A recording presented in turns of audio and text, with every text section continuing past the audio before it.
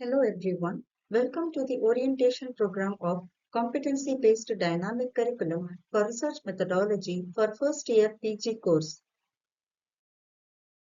To give an overview of the program, its main contents, namely the course learning outcomes, the module unit arrangements of the syllabus, its implementation, the references mentioned in the syllabus, and the assessment methods have been explained in 3 different videos. And this is the first video of the series. Let's begin with the overview of course learning outcomes. There are 9 course learning outcomes for research methodology subject, and all are mapped with program outcomes for the Sidpg course. After learning the subject, the students are expected to achieve the following outcomes. CO1. Demonstrate decision making based on acquired knowledge, understanding various research types. It is mapped with PO1 and 5. CO2. Conduct a comprehensive literature review to identify research gaps and define areas of future study. It is mapped with PO2 and 5. CO3. Evaluate and appraise the literature to assess research gaps and the necessity for new studies. It is also mapped with PO2 and 5. CO4. Design and conduct research protocols using appropriate study designs and develop effective assessment tools tailored for SIDDA. It is mapped with PO2 and 5. CO5. Implement and monitor ethical and regulatory guidelines throughout the research process. It is mapped with PO2, 4 and 5. CO6.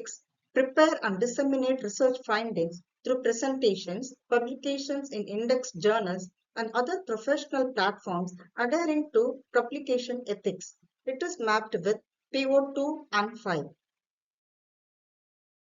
CO7. Deliver impactful presentations of research projects to peers, demonstrating clarity, analysis, and professional communication. It is mapped with PO2, PO5, and 6. CO8. Utilize information technology tools to enhance research capabilities, manage observations, and improve analytical accuracy. It is mapped with PO7 and PO8. CO9. Apply advanced instrumentation and modern techniques in SIDDA research to elevate study quality, accuracy, and integrity. And this CO is mapped with PO3, 5, 7, and 8. Now, let's move on to the framework of research methodology syllabus. As we all know, as per the new framework, research methodology subject is to be taught in the form of modules. Each module can have 1 or more credits. Research methodology has 6 modules of 9 credits. As each credit has 30 hours, research methodology has 270 notional learning hours. This 1 credit of 30 hours can be split into 5 hours of lecture, 10 hours of practical learning, and 13 hours of experiential learning, and 2 hours of formative assessment for that module. Now, let's see the modules and their corresponding credits of research methodology subject. There are 6 modules. Module 1, Research Basics. 2, Ethics and Regulatory Aspects in Research. Module 3, Research Types Part 1. Module 4, Research Types Part 2. Module 5, Research Types Part 3. And Module 6, Research Communication. Out of these, Module 1, 2, and 4 have 1 credit each, and the other 3 modules have 2 credit each, making a total of 9 credits. The other columns denote the corresponding notional learning hours and the marks allotted in formative and summative assessment as per the credits. Moving on, let's give a glance to the tables contained in the framework. There are 6 tables. Table 1 explains the course learning outcomes and mapped program learning outcomes. We have seen this a few minutes ago. Table 2 deals with modules, credits, and marks. Table 3 talks in detail about modules and units along with their learning objectives. Table 4 and Table 5 give idea about practical training and experiential learning activity. And Table 6 talks about the assessment methods. Let's see Table 2 for all the 6 modules of research methodology subject. This is Table 2 for Module 1 Research Basics. The first few points give the module description. This module provides a comprehensive foundation in research.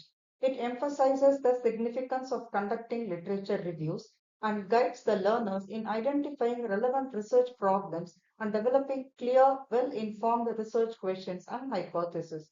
This module has 5 units.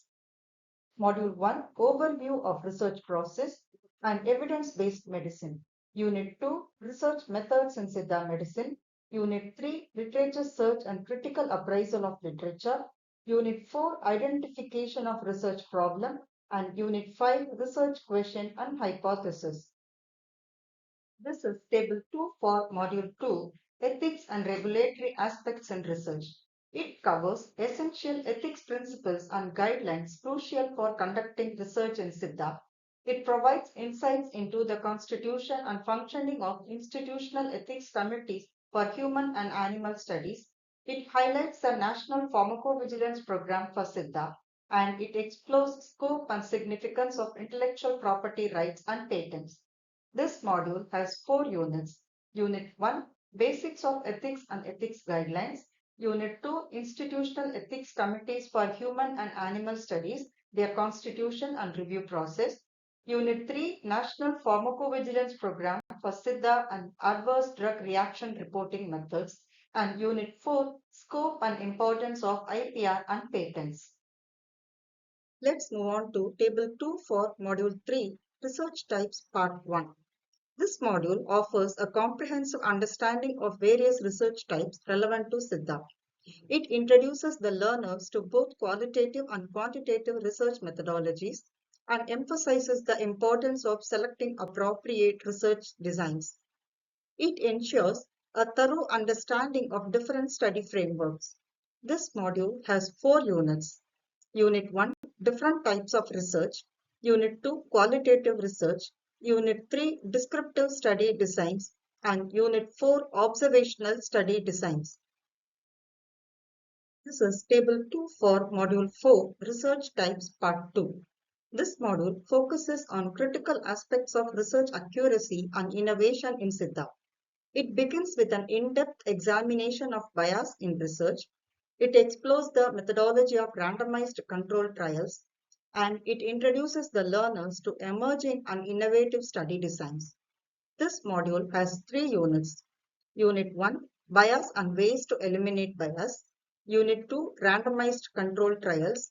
And Unit 3 New Year Study Designs. This is Table 2 for Module 5 Research Types Part 3. This module examines essential research domains in Siddha. It covers preclinical studies as a foundation for drug research. It highlights the significance of literary research. It emphasizes the development of tailored research tools and addresses the use of appropriate assessment tools and terminology, ensuring researchers are equipped to conduct rigorous investigations in Siddha. This module has 5 units.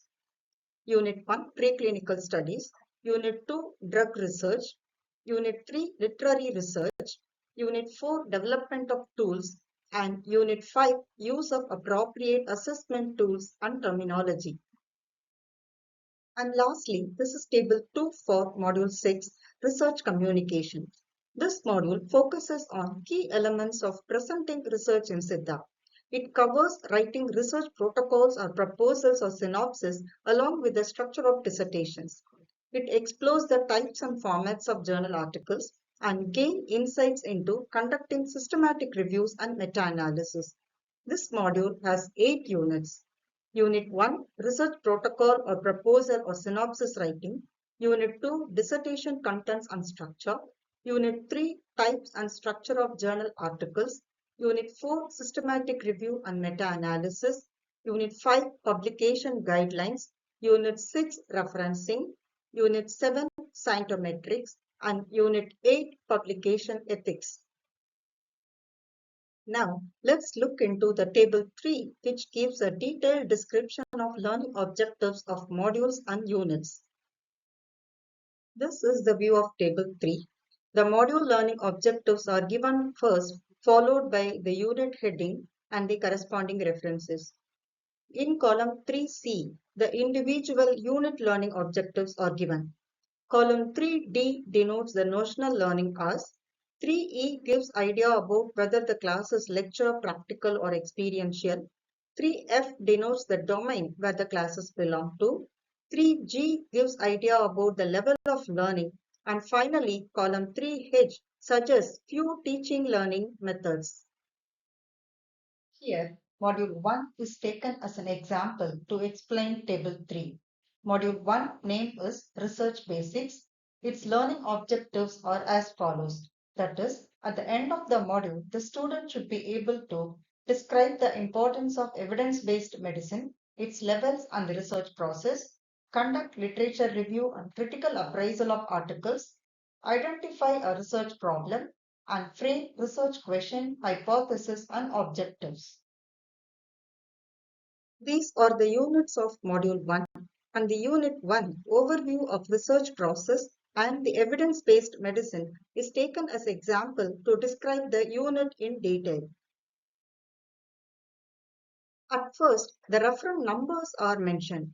The complete details of these references are given in the end of the syllabus. Column 3B denotes the corresponding course outcomes for this unit. 3C denotes the learning objectives of this unit. 3D denotes the hours allotted for this unit. This unit has 1 hour lecture, 2 hours practical and 2 hours of experiential learning.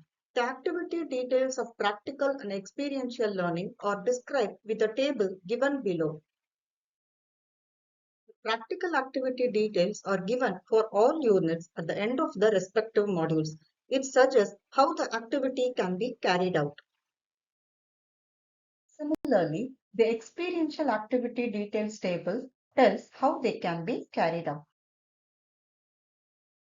The activity details explained in the syllabus are just a few examples suggested as indicator for the teacher.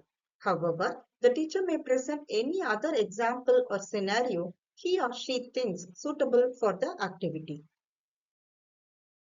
To end with, in this first video, we have seen the course learning outcomes for research methodology subject, the modules and credit distribution, various tables of the syllabus framework, brief introduction to the modules and its unit, and a unit as an example. In the second video, we will see phase of implementation of the syllabus, teaching learning methods with examples, and the references enlisted in the syllabus. Thank you.